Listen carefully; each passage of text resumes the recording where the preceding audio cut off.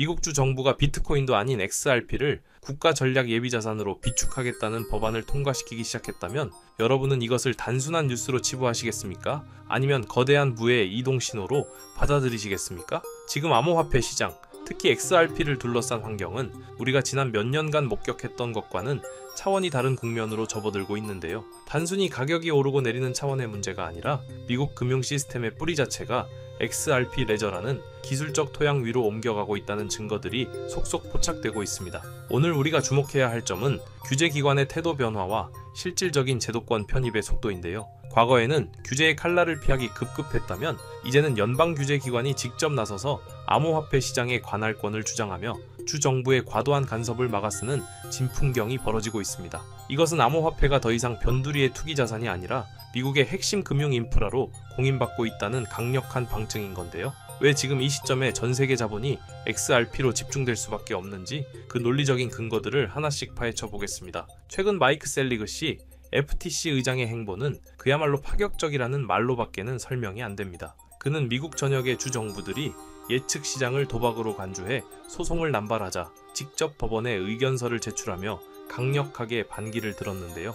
셀리그 의장은 우리는 이미 이 시장을 20년 넘게 규제해왔고 관할권은 우리에게 있으니 주정부는 간섭하지 말라고 못을 박았습니다. 심지어 권한을 침해하려는 자들에게 법정에서 보자는 경고까지 날렸는데 규제기관장이 시장 보호를 위해 이토록 공격적인 스탠스를 취하는 건 정말 이례적인 일인 거죠. 이것이 XRP 투자자들에게 시사하는 바는 명확합니다. 과거 리플이 증권법 위반이라는 굴레에 씌워져 SEC와 싸울 때 그 어느 기관도 방패가 되어주지 않았던 시절은 끝났다는 겁니다. 이제는 CFTC 같은 강력한 연방기관이 디지털 자산 시장을 자신들의 영역으로 확고히 정의하고 불필요한 규제로부터 시장을 방어하는 시스템이 작동하기 시작했다는 건데요. 결국 이는 시장의 안정성과 예측 가능성을 극대화하며 기관 투자자들이 안심하고 진입할 수 있는 완벽한 멍석을 깔아주는 결과로 이어질 수밖에 없습니다. 현재 워싱턴 정치권에서 가장 뜨거운 화두는 단연 클래리티 액트입니다.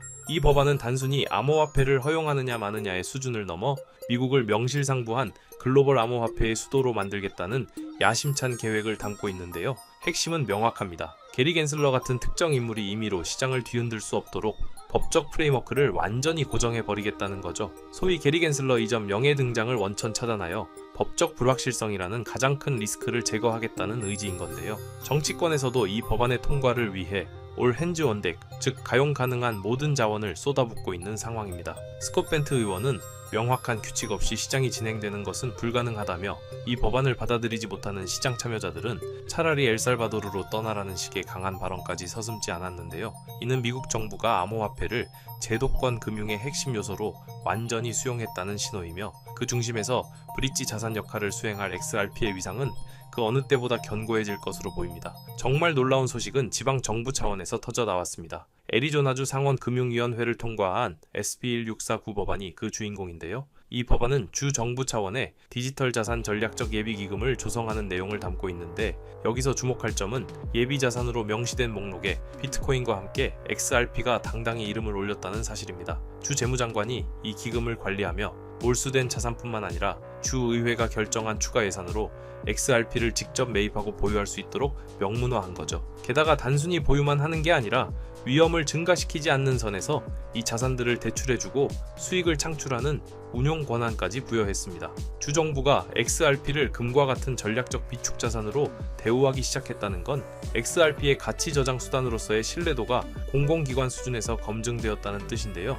애리조나를 시작으로 미국의 다른 주들이 도미노처럼 XRP를 전략 자산으로 채택하게 된다면 시장에서 유통되는 XRP의 물량은 급격히 잠길 것이고 이는 곧 가격의 기하급수적인 상승 압력으로 작용하게 될 겁니다. 자산의 가치는 결국 얼마나 쓰이느냐, 즉 유틸리티에서 결정됩니다. 그런 의미에서 XRP 레저의 최근 성적표는 경이로운 수준인데요. 지난 30일간 실물 자산 토큰화, 즉 RWA 분야에서 XRPL은 전세계 성장률 2위를 기록했습니다. 무려 15%의 성장률을 보이며 폴리곤, 솔라나, 아발란체 같은 쟁쟁한 경쟁자들을 가볍게 따돌렸는데요. 현재 XRPL 위에는 약 14억 5천만 달러 규모의 가치가 실시간으로 움직이고 있습니다.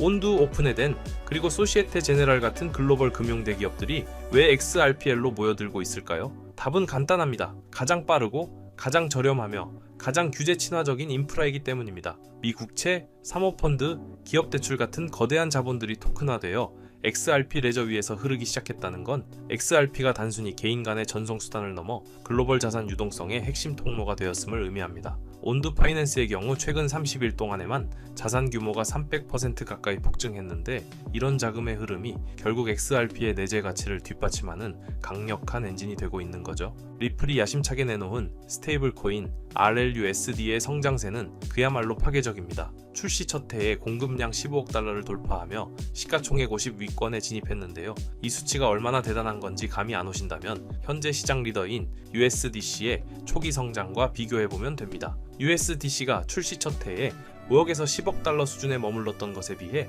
RLUSD는 1200%라는 압도적인 성장률을 기록하며 시장을 장악하고 있습니다. 일부 분석가들은 현재의 12배 성장 모델을 대입했을 때 2년채에 2160억 달러, 3년채는 수조 달러 규모에 이를 수 있다는 장밋빛 전망을 내놓기도 하는데요. 물론 현실적으로 130억 달러 수준의 완만한 성장을 가정하더라도 RUSD가 스테이블 코인 시장의 판도를 뒤흔들고 있다는 사실은 변하지 않습니다. 중요한 건 RLUSD의 성장이 곧 XRP의 사용량 증대로 직결된다는 점입니다. 스테이블 코인이라는 안정적인 통화와 XRP라는 강력한 전송자산이 결합했을 때 발생하는 시너지는 기존의 스위프트 체제를 완전히 대체할 수 있는 유일한 대안이 될 것이기 때문입니다. 이제 기관들은 더 이상 XRP를 숨어서 사지 않습니다. 글로벌 자산운용 거물인 T. 로우 프라이스의 액티브 크립토 인덱스를 보면 비트코인, 솔라나와 함께 XRP가 핵심 자산으로 편입되어 있는 것을 확인할 수 있는데요. 이는 기관용 포트폴리오에 XRP가 필수 종목으로 자리 잡았음을 뜻합니다. 또한 현재 비트와이즈, 카나리 펀드 등을 통해 ETF 형태로 락업된 XRP 물량만 해도 약 8억 개에 달하고 있는데요. 기관 투자자들이 이토록 XRP에 집착하는 이유는 명확합니다. 규제 명확성이 해결된 상태에서 실질적인 수익 모델을 가진 유일한 자산이기 때문이죠. 실제로 케일럽 앤 브라운 같은 기업들은 리플 페이먼츠를 도입한 후 수시간이 걸리던 미국 달러 출금 업무를 단 몇 분 만에 해결하며 엄청난 규모의 확장을 이뤄냈습니다. 기관들이 확인한 건 진짜 작동하는 기술이었고, 그 확신이 지금의 거대한 매집세로 이어지고 있는 건데요. 유통 물량은 줄어드는데 기관의 수요는 폭증하는 전형적인 폭등 전야의 공급 부족 현상이 나타나고 있는 셈입니다. 결국 우리는 지금 두 가지 거대한 흐름이 만나는 지점에 서 있습니다. 하나는 미국의 법적 규제가 완성되며 제도권의 문이 활짝 열리는 흐름이고, 다른 하나는 실물자산 토큰화와 스테이블 코인을 통해 XRP 레저의 유틸리티가 폭발하는 흐름입니다. 많은 이들이 여전히 4년 주기설을 논하며 하락장을 걱정하지만 지금은 과거의 데이터가 통하지 않는 제도적 수용의 시대입니다. 은행이 암호화폐를 사용해 즉각적으로 자금을 이동시키고 AI 기술이 재무운영에 결합되는 이 시점에 XRP는 그 모든 가치를 연결하는 혈관 역할을 하고 있습니다. 단순한 투기적 관점을 버리고 변화하는 금융 인프라의 핵심을 보시기 바랍니다. 주정부가 예비자산으로 비축하고 글로벌 운용사가 인덱스에 포함하며 실물자산이 토큰화되어 흐르는 자산, 그 중심에 XRP가 있습니다. 2025년과 2026년은 더 이상 가격 예측의 영역이 아니라 얼마나 많은 가치가 XRP 레저 위로 올라오느냐를 지켜보는 시기가 될 것입니다. 준비된 자에게만 허락될 이 거대한 기회의 파도를 놓치지 마시길 바랍니다. 오늘 준비한 소식은 여기까지입니다. 오늘 영상 유익하셨다면 구독과 좋아요 한 번씩 부탁드리고요. 저는 다음에 더 좋은 정보와 소식으로 찾아뵙겠습니다. 여러분의 성공적인 투자를 기원합니다. 감사합니다.